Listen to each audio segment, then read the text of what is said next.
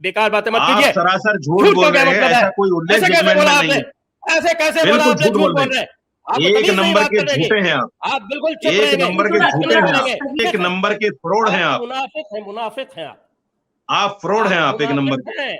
झूठे आप हैं, इसीलिए आपको मुनाफिक आग लगी हैं। है। आप सच मुनाफिक कहने पर हैं। आग लगती है झूठे आप आदमी को। मुनाफिक हैं। मुनाफिक समझते हैं सच मुनाफिक कहने क्या पर होता है? झूठ आप आप वो हैं झूठे आदमी को जो ही आग आप जो लगती है। है बैठ आपको के देखो यहाँ पे कैसी आग अल्पमरिया लगी है, करते हैं। आपके दुम में आप वो पतंगा लग हैं। गया, आप वो फुलझड़ी लगी। हैं। जहाँ से रावण की बात दुम में होने जब लगी, फुलझड़ी जैसे लगी ही आपका तो बाबरी रावण मस्जिद बिलबिला के गया। जजमेंट की बात होने अब लगी सुनिए, कि आपकी मिर्चियां लग गई सुप्रीम और मैं आपको मुनाफिक कहूं और मैं आपको कुछ और कहूं, आपस में एक दूसरे तू मैं हो, इससे कोई फायदा नहीं। आप बाबरी मस्जिद पे, मेरा चैलेंज है, आप बाबरी मस्जिद जजमेंट पे बैठ अरे के मेरे झूठे से आदमी डिस्कशन से कर लीजिए। चैलेंज नहीं ले सकते ना, नहीं, अरे झूठे आप आदमी से बाबरी बाबरी चैलेंज मस्जिद नहीं पे मस्जिद ले की आप सकते, तैयारी के बाबरी साथ क्योंकि मस्जिद वो आइए ना, पे मानेगा ही ऐसे नहीं। नहीं हो सकता, डिस्कशन झूठ नहीं की करेंगे। बात ही नहीं, आप फैक्चुअल बहस की झूठा जाए ना, आदमी तो हमें मानेगा ही नहीं। करनी आप चाहिए बाबरी मस्जिद पे इस तरह पैरा की। बाई अंबर पैरा किसी ने ये ये कहा पी और अपनी क्यू, बीवी से, चैप्टर सुनिए पी और सुनिए चैप्टर सुनिए, क्यू, और एक जो मिसाल बाद में देता जो हूं मैं। जजमेंट दिया हुआ है उस पे लेके यहाँ पे कुछ ऐड करना चाहती हूँ कि औरंगजेब के सचिव थे इनायतुल्ला खान कश्मीरी, जिन्होंने साकिब मुस्तैद को औरंगजेब के शासनकाल का रिकॉर्ड दर्ज करने के लिए रखा था। और मुस्तैद ने मुअस्सरे आलमगीरी के नाम से किताब लिखी, जिसमें औरंगजेब के 5 दशकों का लेखा जोखा है। इस किताब में लिखा है कि बनारस और मुल्तान के ब्राह्मण अपने स्कूलों में गलत शिक्षा दे रहे हैं, इसलिए उनके केंद्रों को ढा दिया जाए। ये लिखित इतिहास है। मुअस्सरे आलमगीरी का फारसी में और अंग्रेजी में अनुवाद है और प्रसिद्ध जो इतिहासकार हैं यदुनाथ सरकार ने इसका अनुवाद किया है। यानी कि यहाँ से साबित हो जाता है कि ज्ञान वापी के मंदिर होने का ये सबसे बड़ा सबूत है।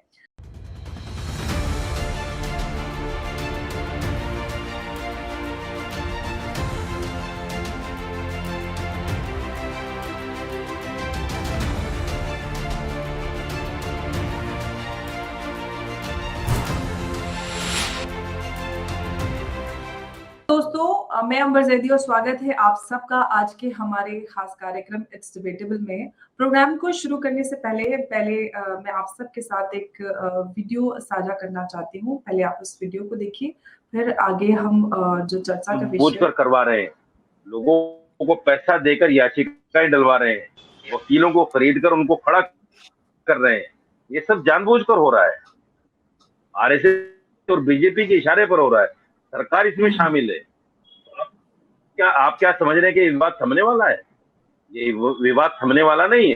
इस देश का जब तक विभाजन नहीं होगा, टुकड़े टुकड़े ये देश नहीं होगा, जब तक ये देश श्रीलंका नहीं बन जाएगा, ये मनुवादी लोग, ये इस जहनियत रखने वाले लोग जो इस देश को सही और उन्नत पर देखना नहीं चाहते, ये इसको तोड़ कर रहे हैं। ये देख लीजिएगा। विभाजन कौन, आप सबने ये वीडियो देखा और आज हम जिस मुद्दे पर चर्चा करेंगे उसकी मैं आज बात कर लेती हूँ कि बनारस के ज्ञानवापी मामले में एक दिलचस्प मोड़ आ गया है।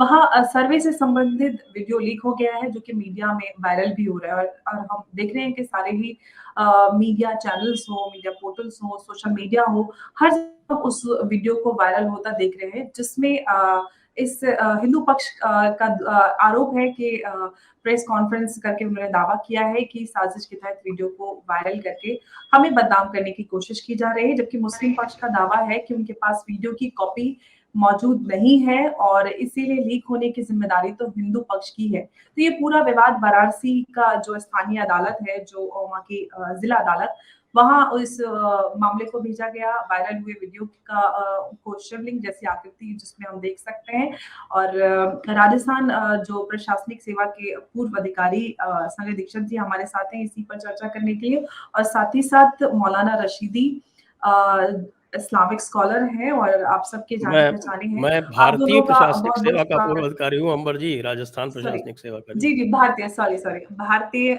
प्रशासनिक सेवा के पूर्व अधिकारी हैं और मौलाना रशीदी हैं हमारे साथ इस पर चर्चा करने के लिए। आज की चर्चा से पहले मैंने आप सबको एक वीडियो दिखाया जिसमें आपको एक आरोप था कि भारत में बहुसंख्यक, मौलाना रशीदी ने जो कहा था कि बहुसंख्यकवाद है चल रहा है और जिसकी वजह से देश टूटने का खतरा है। और ये वीडियो हमने कुछ दिन पहले रिकॉर्ड किया था, जिसकी वजह से कुछ गलतफहमियां हो गई थी। आई होप आप सब को ये साफ हो गया होगा। मौलाना रशीदी, सबसे पहला मैं सवाल आपसे करना चाहती हूँ एक कि मिनट, उम्मीद मुझे है कि क्लियर आपकी नहीं हुआ शिकायत ये अब दूर हो गई होगी। इसका कॉन्टेक्स्ट क्या है, ये जो आपने जी। वीडियो दिखाया है इसका क्या कॉन्टेक्स्ट है, और ये एक्चुअली आज की चर्चा में इसका ये क्या मौलाना संदर्भ है? रशीदी को नहीं, आज की इस चर्चा में नहीं का संदर्भ नहीं है, सिर्फ और सिर्फ ये है कि मौलाना रशीदी की शिकायत थी कि कहीं ना कहीं गलत ढंग से लोगों तक उनकी बात पहुंची। तो सिर्फ एक क्लैरिफिकेशन के लिए मैंने ये वीडियो दिखाया है, बाकी हम चर्चा, जो विषय है चर्चा का, वो उसी पे करेंगे। नहीं, तो जिस तरह से बोला गया है उस तरह से तो यही लगता है कि मौलाना रशीदी जो है वो देश के विभाजन की अपील कर रहे हैं। इसमें से कोई क्लैरिफिकेशन तो हुआ नहीं, उसको सुनकर तो यही लगता है। मौलाना साहब खुद नहीं, बता दें मैंने क्या कहना पूरा चाहते एक बार फिर से वीडियो, जी हाँ, मैं उनसे ये सवाल कर रही हूँ। मौलाना रशीदी, उम्मीद है कि आपकी शिकायत अभी दूर हो गई होगी और जो आज का हमारा मुद्दा है उस पे हम बात करते हैं। और वीडियो जो सबके सामने जो लीक हुआ है, जो शिवलिंग का वीडियो है और जो सर्वे का वीडियो है, उस पे आप क्या कहना चाहते हैं? और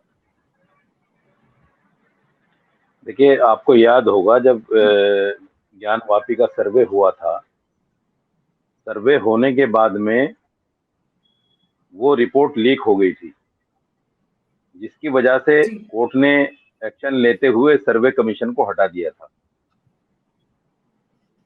अब दोनों पक्षों को ये सर्वे रिपोर्ट सौंपी गई है, और मैं आपको बता दूं आपकी जानकारी के लिए कि कोर्ट ने बाकायदा दोनों पार्टियों से हलफनामा लिया है कि ये सर्वे रिपोर्ट लीक नहीं होगी, लेकिन फिर लीक हो गई।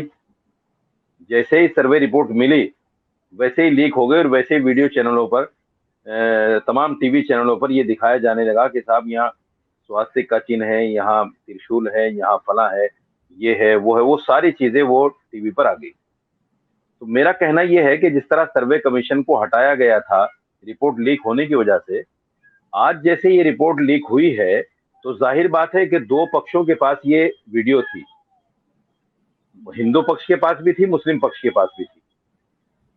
मैं जो शुरू से देखता और सुनता आया हूं, मुस्लिम पक्ष के जितने वकील हैं वो तमाम के तमाम इस बात को बार बार कहते हैं कि साहब कोर्ट फैसला करेगा, कोर्ट फैसला करेगा, जो भी कोर्ट में होगा हम उसको मानेंगे।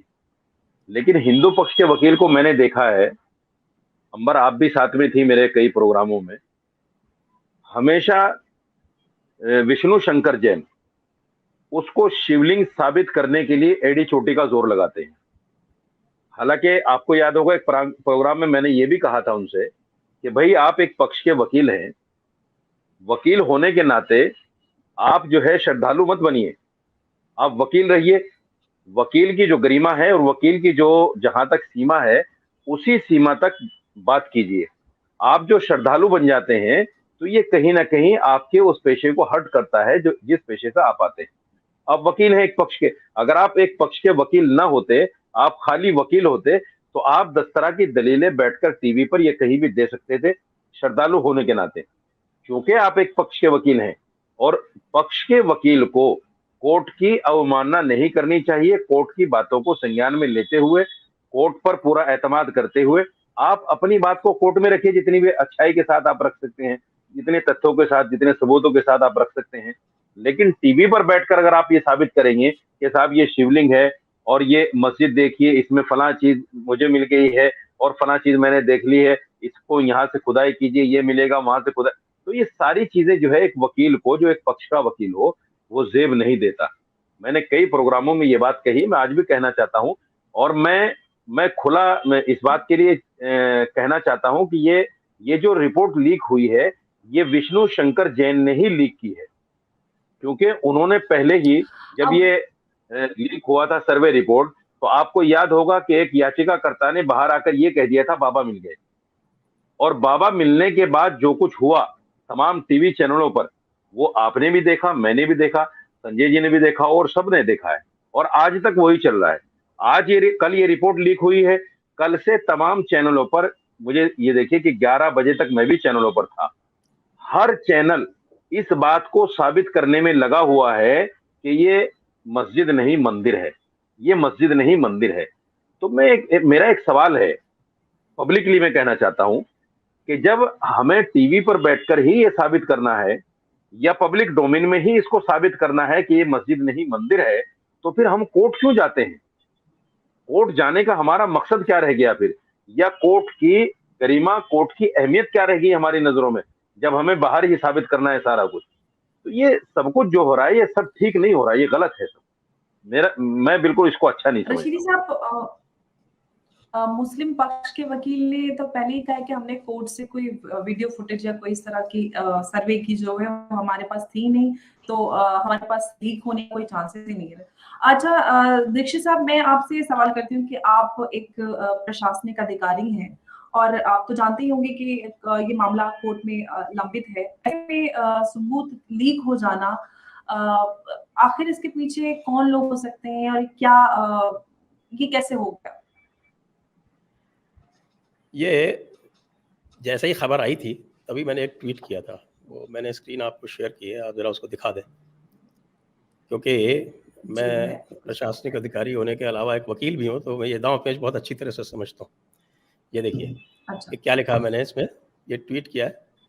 जैसे ही टाइम्स नाउ ने कहा कि Gyanvapi survey twist, Gyanvapi proof handed over to the petitioners after signing an undertaking to ensure tapes are not leak to the public domain. अभी मौलाना साहब खुद कह रहे हैं दोनों पक्षों को दी गई, और दोनों पक्षों को यह दी गई है। तो मैंने क्या लिखा उसमें, wonderful news, please ensure that Muslim side does not leak the videos in order to spite the plaintiffs.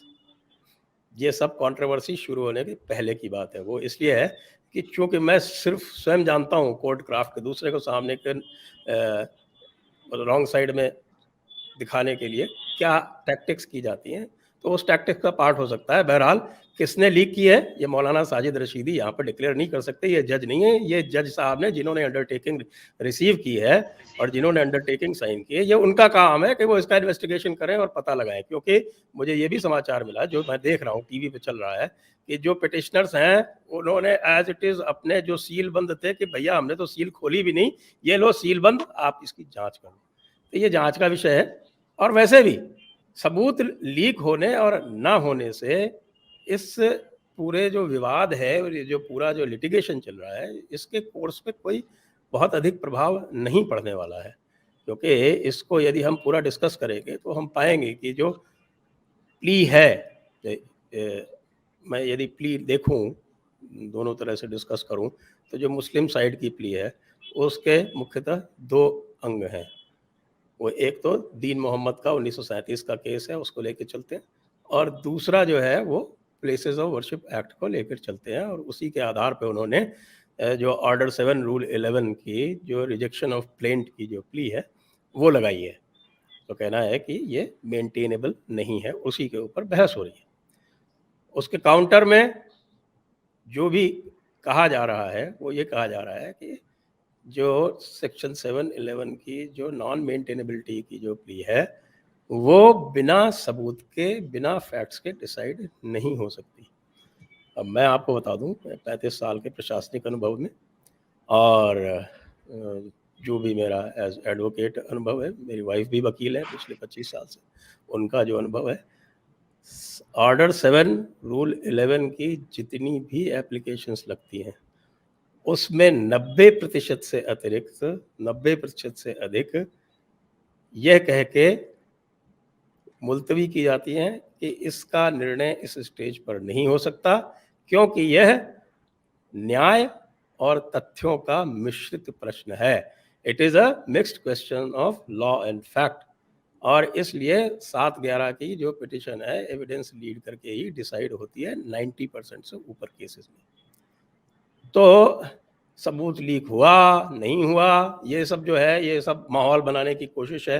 ये इस पक्ष से भी हो सकती है, उस पक्ष से भी हो सकती है, और किसी एक पर इस प्रकार का आरोप नहीं मढ़ा जा सकता, क्योंकि मेरे विचार में जो भी केस है उसको केस की तरह से यदि हम डिस्कस कर ले तो स्थितियां जो है वह अधिक साफ हो जाएंगी।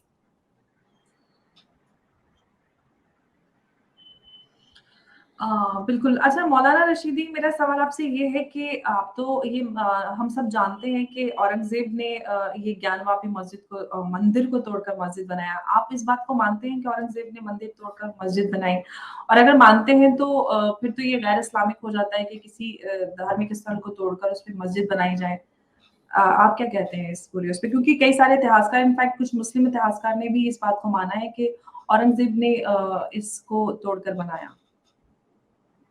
देखिए, इसमें अंबर 2-3 तरह के उल्लेख मिलते हैं हिस्ट्री में।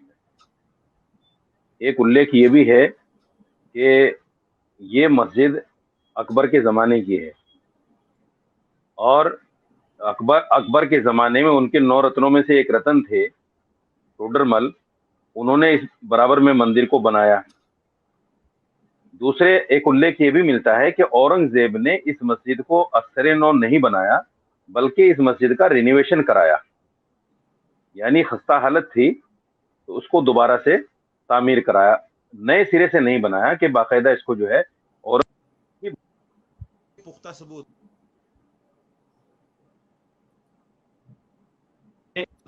ही इसके पुख्ता सबूत हैं। दूसरे एक चीज मैं आपको ये बताना चाहता हूं, देखिए ये एक तारीखी विषय है, हिस्ट्री का विषय है। हिस्ट्री में बहुत सारे हिस्ट्रीकार को जब मैं पढ़ता हूं तो एक लंबी चौड़ी हिस्ट्री हमारे सामने आती है। जब हम 6वीं 7वीं 8वीं सदी में जाते हैं तो वहां हमें कुछ और मिलता है। उसके बाद में जब हम 15वीं 16वीं शताब्दी में आते हैं तो वहां कुछ और मिलता है। हर हिस्ट्रीकार ने अपने नजरिए से, अपनी थ्योरी के हिसाब से और जितना उसने देखा, जितना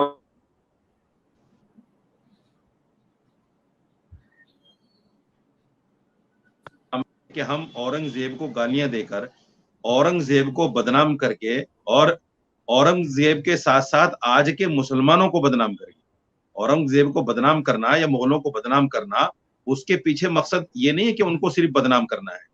उनके पीछे मकसद ये है कि आज के मुसलमानों को कहीं ना कहीं नीचा दिखाया जाए और ये बताया जाए कि तुम्हारे जो पेशरो थे या तुम्हारे जो बादशाह थे उस जमाने के, उन्होंने हिंदुओं के ऊपर जुल्म किया है। रोमिला थापर जो है एक हिस्ट्रियन है, उन्होंने लिखा है कि साहब 84,000 मठों को तोड़कर, 84,000 मठों को तोड़कर मंदिर बने हुए हैं। और स्वामी विवेकानंद ने बाकायदा 2-3 मंदिरों को कोड किया है, मैं नाम नहीं लेना चाहता।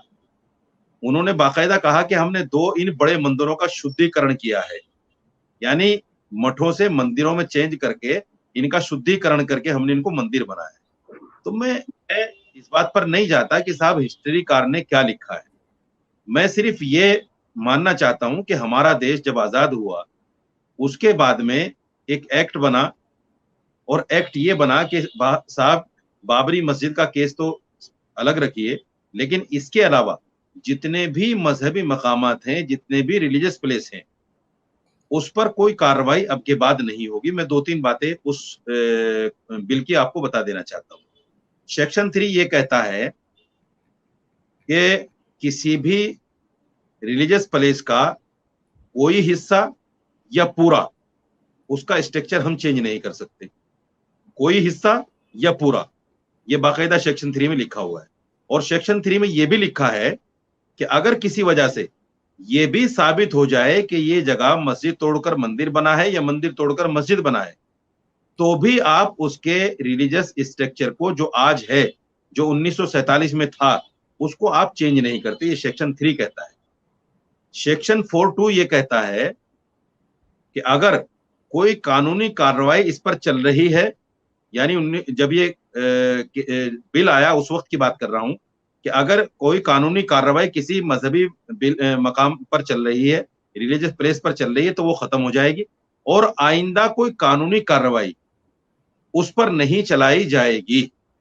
ये 1991 का केस कहता है। उसके बाद में अब आप देखिए, ये जो ज्ञानवापी का प्रकरण हुआ है, ज्ञानवापी के प्रकरण में जिस तरीके से सेशन कोर्ट ने कई चीजों की अनदेखी की है, उसको भी ध्यान में रखना चाहिए।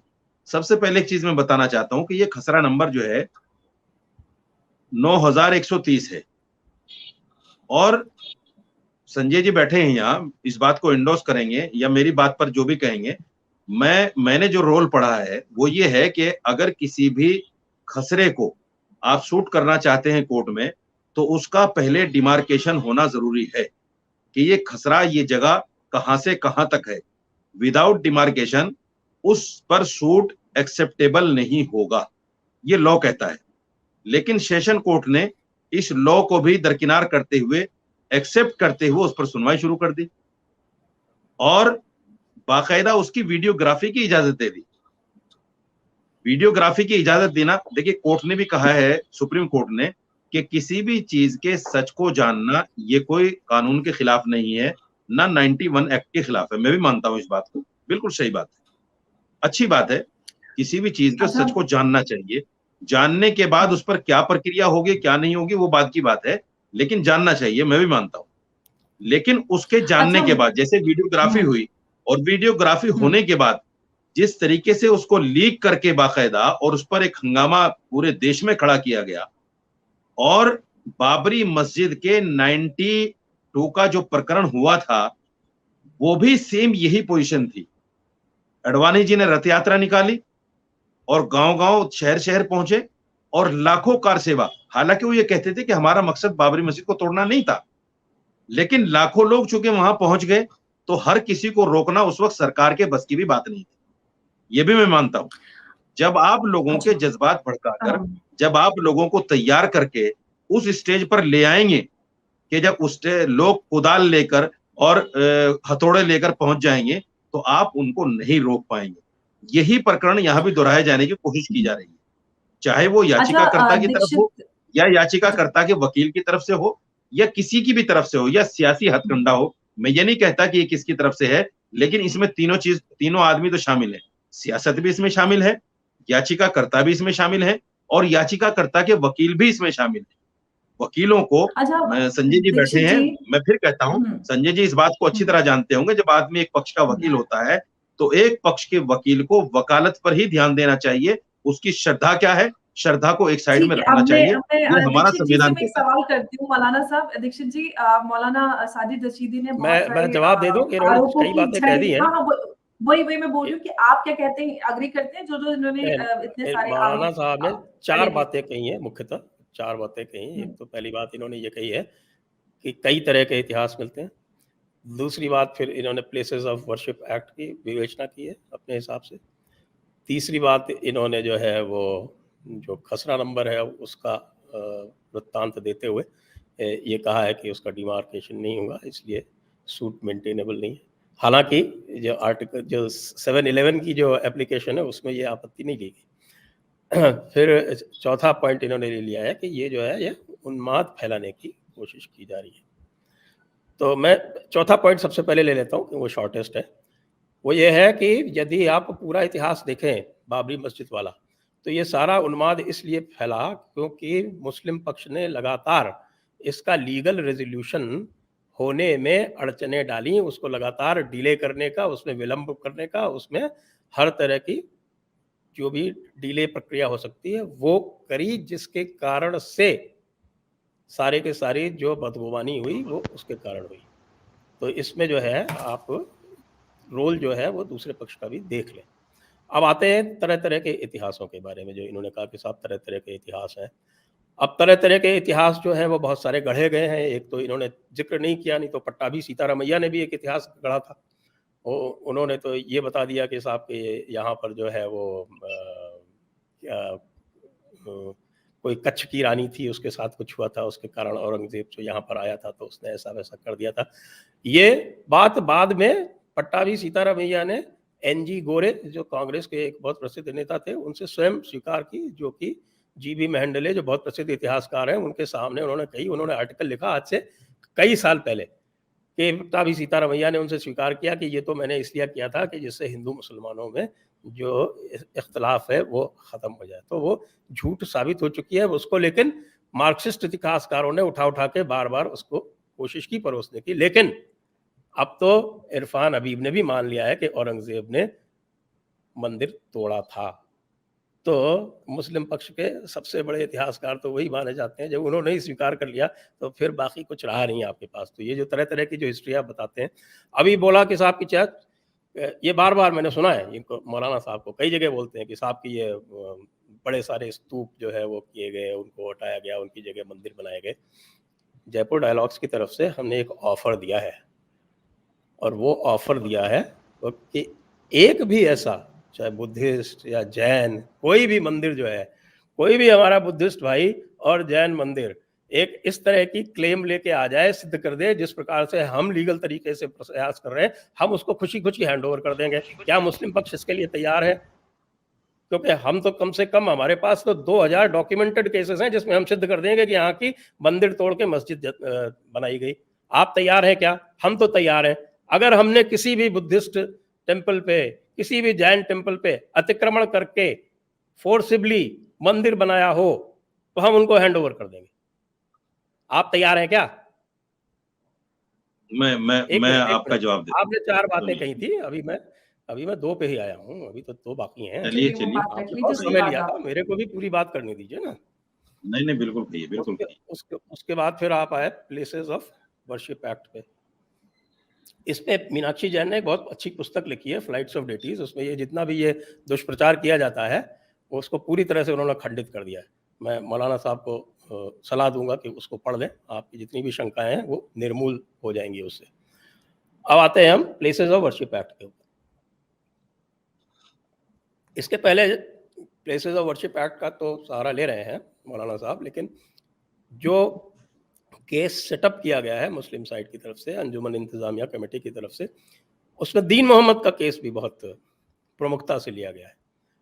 और दीन मोहम्मद के केस में भी उसी खसरा नंबर 9130 का उल्लेख है जिसकी बात यहाँ हो रही है।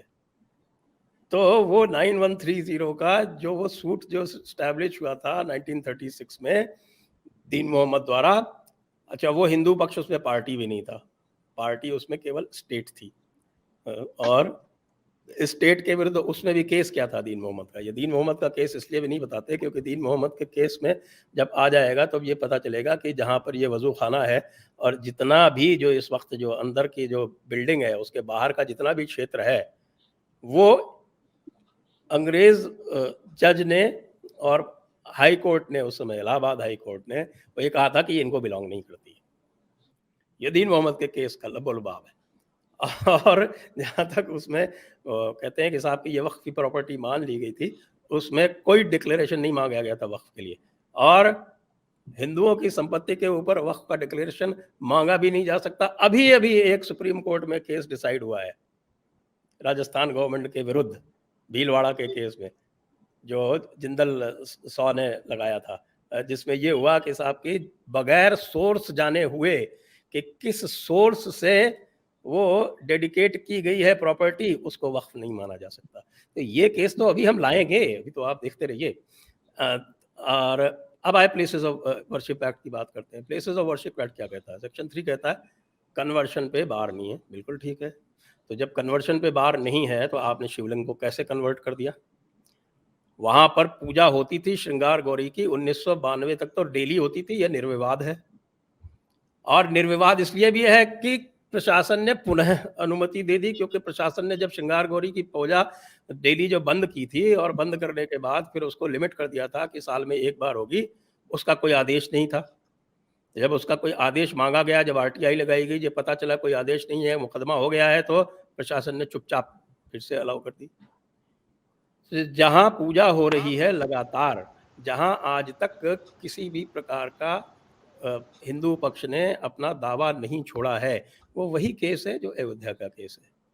ये सेक्शन 3 की बात है। तो यदि आप प्लेसेस ऑफ वर्शिप एक्ट को इंसिस्ट करेंगे तो वो places of worship act conversion वाला जो है वो हिंदू पक्ष के हक में साबित होगा जाके, क्योंकि कन्वर्शन का काम जो है वो मुस्लिम पक्ष ने किया है।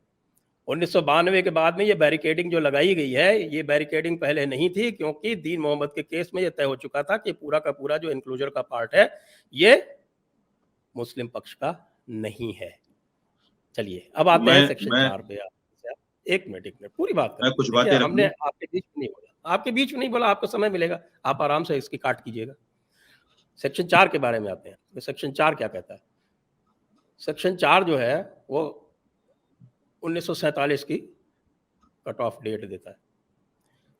और ये कहता है कि कोई भी जो किसी भी प्रकार का लिटिगेशन जो है वो इंस्टीट्यूट नहीं किया जा सकेगा। अब ये जो बात है 1947 के प्लेसेस ऑफ वर्शिप एक्ट के बारे में, और ये कहा है कि साहब किसी भी प्लेस का जो रिलीजियस कैरेक्टर है वो चेंज नहीं किया जा सकेगा। तो रिलीजियस कैरेक्टर चेंज नहीं किया जा सकेगा तो उसके लिए पहली बात यह है कि उसके लिए रिलीजियस कैरेक्टर डिटरमिन करना पड़ेगा। यह पता तो लगाना पड़ेगा कि उस प्लेस का रिलीजियस कैरेक्टर क्या था। यदि एक ही जगह पर दो पक्ष दावा कर रहे हैं, वो कह रहे हैं कि ये मंदिर था, दूसरा कह रहा है कि मस्जिद थी, तो उसका निपटारा कैसे होगा, रिलीजियस कैरेक्टर कैसे होगा? यही बात जस्टिस चंद्रचूड़ ने सुप्रीम कोर्ट ने उस दिन ऑब्जर्वेशन में अपने कही थी कि भाई ये रिलीजियस कैरेक्टर के कन्वर्शन पे बैन है, डिटर्मिनेशन पे बैन थोड़े ही है। तो हिंदू पक्ष भी यही मांग रहा है कि भाई इसका डिटर्मिनेशन कीजिए। दूसरी एक और बात है, इसका सेक्शन 43B और 43A। तो 43A क्या कहता है? 43A कहता है कि इसके परव्यू से एंशंट और हिस्टोरिकल मॉन्यूमेंट्स ये एग्जेम्प्टेड हैं, और वो एंशंट और हिस्टोरिकल मॉन्यूमेंट्स जो आर्कियोलॉजिकल एक्ट के अंतर्गत आते हैं वो भी एग्जेम्प्टेड है। अब प्रश्न ये उठता है कि भाई एंशंट और हिस्टोरिकल मॉन्यूमेंट्स क्या होंगे? तो एंशंट और हिस्टोरिकल मॉन्यूमेंट की जो एकमात्र परिभाषा है वो इसी ancient and historical monument archaeologically protected and remains act जो है, ये आपका जो एक्ट है इसका एग्जैक्ट नाम मैं बता दूं कहिए तो आपको, तो उसके अंतर्गत वो प्लेसेस ऑफ वर्शिप एक्ट मैंने खोल के रखा था। हाँ, तो उसमें ये डेफिनेशन दी गई है कि 100 साल या उससे अधिक पुराना कोई जो मॉन्यूमेंट होगा उसको एंशंट मॉन्यूमेंट। ये संजय जी मैं आप में ऐड कर देती हूँ, ये प्लेसेस ऑफ वर्शिप एक्ट के सेक्शन 3 का ये है, उसमें है जो आप कह रहे हैं अगर 100 इयर्स से ज्यादा सेक्शन 3 मैं जवाब देता हूं। 3 का ए है।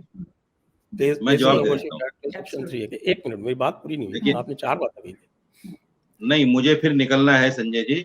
सेक्शन 3B पे तो बाकी रह गया ना।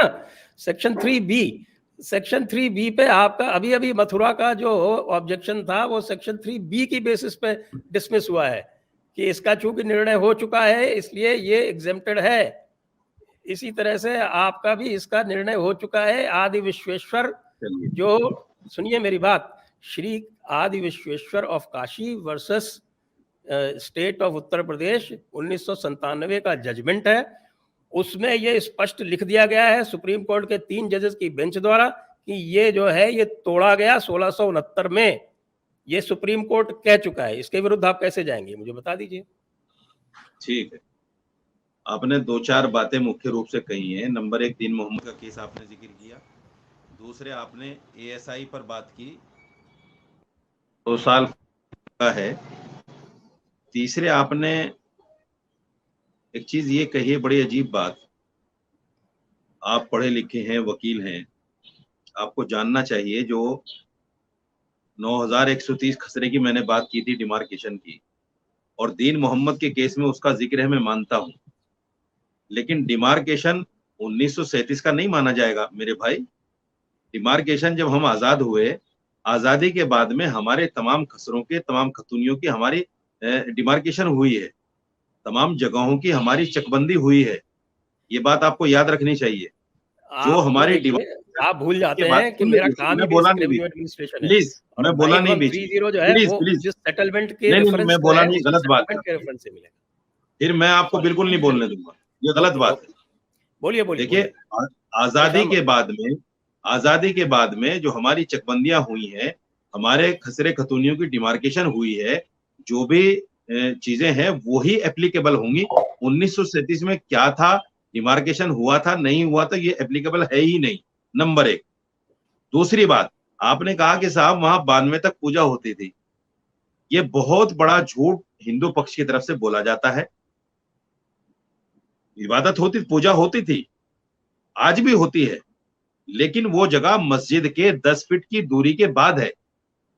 मस्जिद में ना 92 में पूजा हुई है, ना 92 से पहले पूजा हुई है, मस्जिद में नहीं हुई कभी, ना हौज पर हुई है, ना मस्जिद के अंदर हुई है। ये जगह नंदी की जो पूजा करते हैं लोग, सॉरी गौरी श्रृंगार की, वो बिल्कुल 10 फुट की दूरी पर है। मस्जिद के अंदर कभी पूजा नहीं हुई है। भ्रम फैलाने की कोशिश की जाती है कि साहब 92 तक वहां पूजा होती रही, फिर उस पर बैन लगा दिया गया और फिर उसको 1 साल के लिए कर दिया गया। मैं ये कहता हूं कि जहां आप गौरी श्रृंगार की पूजा कर रहे हैं, मैं भी सरकार से मांग करता हूं कि आपको इजाजत दी जाए 365 दिन करने की, मुझे भी ऐतराज नहीं है। लेकिन जब आप लोग ये कहते हैं कि साहब भ्रम फैलाकर कि 1992 तक वहां पूजा होती रही, यानी ये बताने और जताने की कोशिश की जाती है झूठ बोलकर कि साहब मस्जिद में पूजा होती रही है। मस्जिद में तो दीन मोहम्मद के केस में 1937 में जो जजमेंट आया था, उसमें बाकायदा मैं आपको ऑर्डर की कॉपी भेज दूंगा, मुझे नंबर दीजिएगा। मेरे पास उसमें लिखा है, बता दूं? उसमें लिखा है कि साहब ये वक्फ हनफी की जगह है, इसमें सैकड़ों साल से नमाज होती है और इसमें साल में एक बार उर्स भी होता है। उर्स का भी जिक्र है, अगर आपने उस जजमेंट को पढ़ा हो, उर्स का भी जिक्र है कि उर्स भी होता है।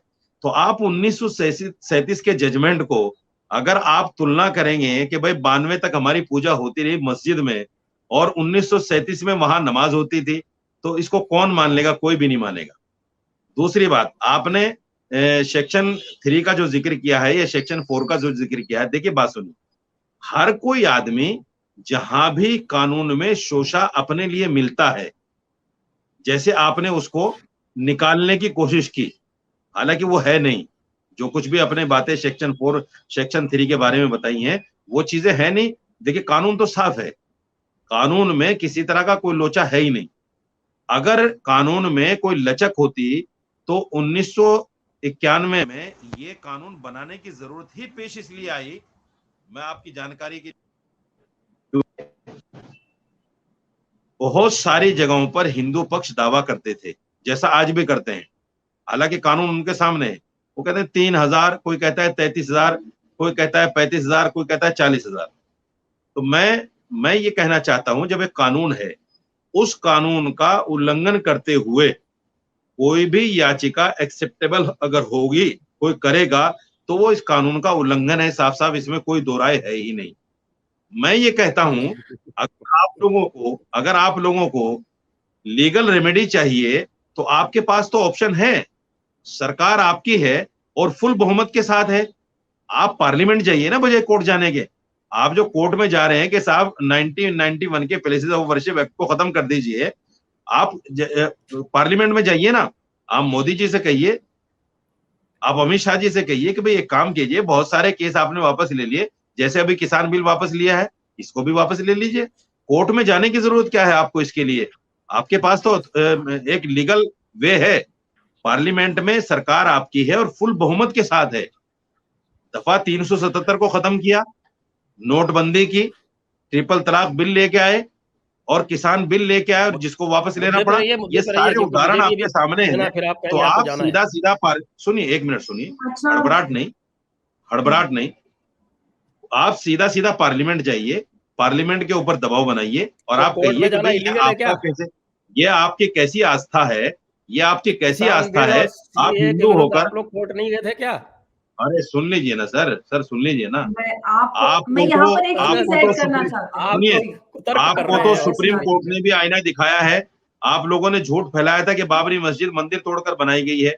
सुप्रीम कोर्ट ने साफ कहा है कि हमें ऐसा कोई तथ्य नहीं मिला जिससे मंदिर तोड़कर मस्जिद बनाई। हाँ, कुछ चीजें मिली है, उससे ये साबित नहीं होता कि मंदिर इसके नीचे बोल रहे हैं, ये सरासर झूठ है।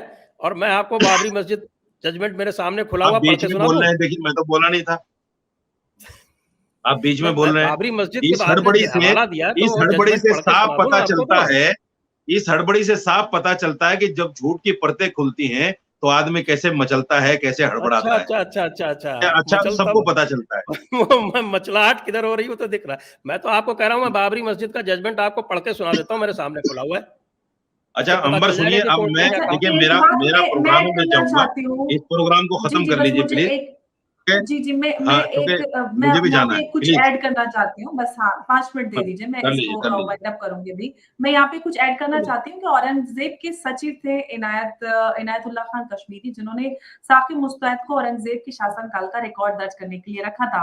मुस्तैद ने मुअस्सरे आलमगीरी के नाम से किताब लिखी, जिसमें औरंगजेब के 5 दशकों का लेखा जोखा है। इस किताब में लिखा है कि बनारस और मुल्तान के ब्राह्मण अपने स्कूलों में गलत शिक्षा दे रहे हैं, इसलिए उनके केंद्रों को ढा दिया जाए। ये लिखित इतिहास है। मुअस्सरे आलमगीरी का फारसी में और अंग्रेजी में अनुवाद है, और प्रसिद्ध जो इतिहासकार हैं यदुनाथ सरकार ने इसका अनुवाद किया है। यानी कि यहाँ से साबित हो जाता है कि ज्ञानवापी के मंदिर होने का ये सबसे बड़ा सबूत है। कुछ कहना चाह रहे थे आप दीक्षित साहब? रिचर्ड एटन को पढ़ लीजिए आप, रिचर्ड एटन को पढ़ लीजिए। अगर रिचर्ड एटन को आप पढ़ लेंगे, वो भी इतिहासकार हैं रिचर्ड एटन।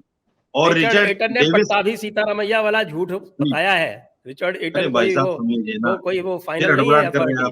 मैं आपको बता रहा हूँ, सोर्स बता रहा हूँ उनका, सुन लीजिए, ओरिजिनल सोर्स बता रहा हूँ रिचर्ड एटन का। जो आदमी पढ़ा लिखा होता है उसके अंदर इतना पेशेंस होना चाहिए कि सामने वाले की बातों को सुने, जब नंबर आए तो फिर बोले। मैंने बोलना शुरू कर दिया था, जजमेंट का उल्लेख किया। बाबरी मस्जिद में ये साफ साफ होल्ड किया गया है कि जो हिंदुओं की फेथ और जो श्रद्धा है उसके अनुसार जजमेंट दिया जाएगा।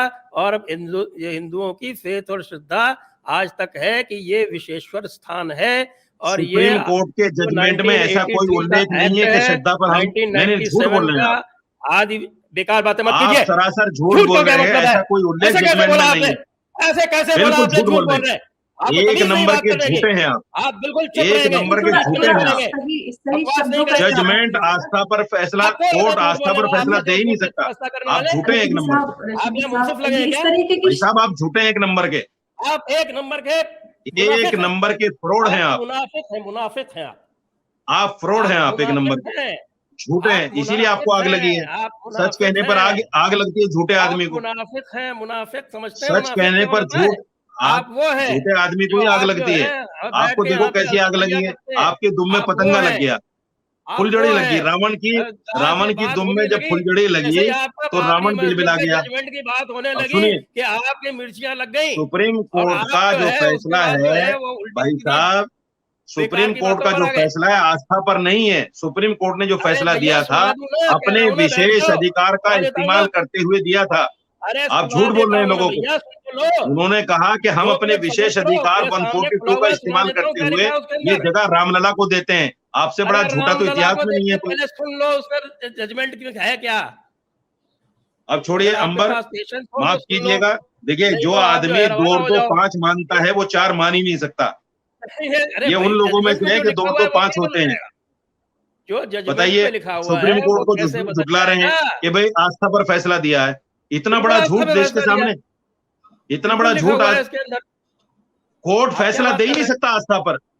अरे दिया है आप, झूठे हैं आप देखिए, आप मुनाफिक हैं। आप बेकार की बातें करते रहिए।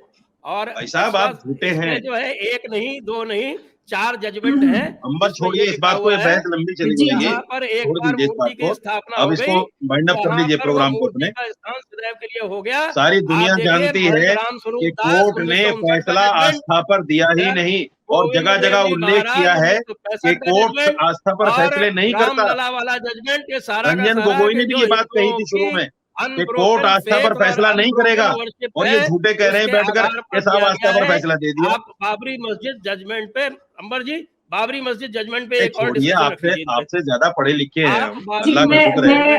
डिस्कशन करिए। ये बजाय इसके ये सही है और मैं आपको मुनाफिक कहूं और मैं आपको कुछ और कहूं, आपस में एक दूसरे तू मैं हो, इससे कोई फायदा नहीं। आप बाबरी मस्जिद पे, मेरा चैलेंज है, आप बाबरी मस्जिद जजमेंट पे बैठ के मेरे से आदमी से चैलेंज नहीं ले सकते ना। नहीं, आदमी से चैलेंज नहीं ले सकते, वो मानेगा ही नहीं। झूठ की बात ही नहीं, आप फैक्चुअल बहस की जाए आदमी तो मानेगा ही नहीं। बाबरी मस्जिद पे पैरा बाई पैरा किसी ने ये कहा अपनी बीवी से, सुनिए एक मिसाल देता हूं मैं। किसी ने ये कहा कि जो 2 और 2 4 साबित कर देगा मैं अपना सब कुछ हार जाऊंगा, बीवी भी हार जाऊंगा। तो बीवी ने कहा कि बेवकूफ 2 और 2 तो 4 कोई भी साबित कर देगा। तो उसने कहा बेवकूफ मैंने, बेवकूफ तू है। मैं मानूंगा नहीं ना 2 और 2 5 4 होते हैं, मैं तो कहूंगा 2 और 2 5 होते हैं। ये तो उन लोगों में से है। आपको अब चलिए ठीक है, मैं बंद कर रहा हूँ, आप बंद कर लीजिए। मुझे निकलना, फौरन निकलना है, गाड़ी आई हुई मेरी। झूठ बोलते हैं और ऐसे झूठे लोगों के साथ मुझे ना बिठाया करो भाई, ऐसे झूठे लोगों के साथ मत बिठाया करो मुझे। फालतू बकवास मत कर मौलाना, पढ़े लिखे लोगों के साथ बिठाया करो। आप बकवास मत कर, आप शब्दों का इस्तेमाल ज्यादा मत बकवास करने कीजिए। की जरूरत ये नहीं है। अनपढ़ लोग हैं, देखिए, आप- अनपढ़ लोग हैं, इनसे अरे बहस मौलाना, करना अरे अपने मत ज्ञान को, कीजिए। अरे आप जाहिल, ज्ञान शब्दों को का बेकार इस्तेमाल मत करना है। कीजिए। मुझे सिर्फ अनपढ़ लोग कुछ हैं सेकंड दे दीजिए, मैं शो को वाइंड अप कर रही मुनाफिक, हूँ। जाहिल, देखिए, क्या कहूँ तेरे को? अयोध्या मामला हम समाया सबके होए, सामने है मूर्ख से और मूर्ख लड़े, तुरंत लड़ाई होए। कोर्ट का रूलिंग को पढ़ वही वाली सकते हैं, बात है फैसले ना कि को क्या पढ़ा जा बोलते हैं सकता उसको है कि और हीरा दोनों वहां ही खोलिए मेरी बात कोई जहाँ भी सुनने कुंजड़ों के की लिए हाट, तैयार नहीं है। तो यहाँ कुजड़े कोर्ट का बैठे फैसला उनके सामने सामने है हम और क्या जब हीरा ज्ञान खोले? वापी की हम बात कर रहे हैं तो ज्ञान वापी में भी बहुत सारे तथ्य हैं, इतिहासकारों की बहुत सारी दलीलें सामने हैं। मुझे लगता है वो सारी चीजें हमें पढ़कर उनके आधार पर, फैक्ट के आधार पर बहस करनी चाहिए। मौलाना रशीदी साहब और संजय दीक्षित जी, आप दोनों का बहुत बहुत शुक्रिया चर्चा में जुड़ने के लिए। और आज के लिए आप सबके साथ इतना ही, और दोनों ने बहुत अपने अपने पक्ष का रखा और तथ्यों के साथ बहस की, उसके लिए बहुत बहुत शुक्रिया। नमस्कार, जय हिंद।